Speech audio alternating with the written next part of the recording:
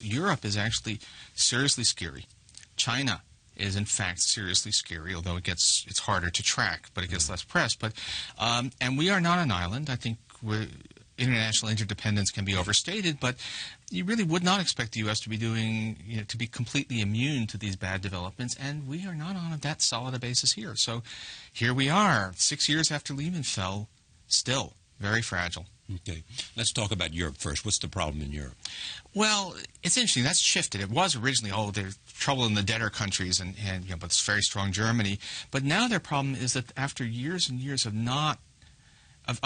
being worried about the wrong thing, being too worried about debt, being worried about inflation, which never came, now they suddenly look around and they discover that they've turned into Japan without the social cohesion, that inflation is practically zero.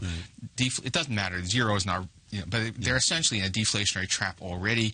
Germany is slowing down sharply because it depends upon exports and who's going to export to. Yeah, and it's looking, and they don't have. I think the really scary thing is they don't have tools.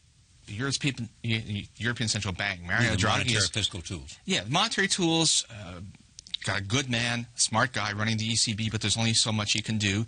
Fiscal tools, hard in any case because there's no common government and nothing can happen without the Germans, and the Germans are not ready to change their tune. And by the time everybody wakes up to the gravity of the situation, Europe may be deeply stuck in a kind of permanent depression with God knows what political consequences. So that's a very, very frightening... Pressure from the right.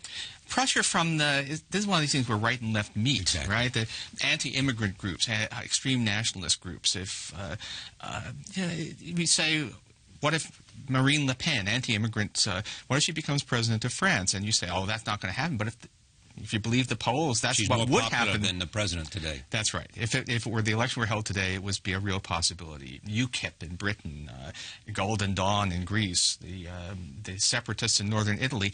There's a lot simmering because that's what year after year of economic failure does.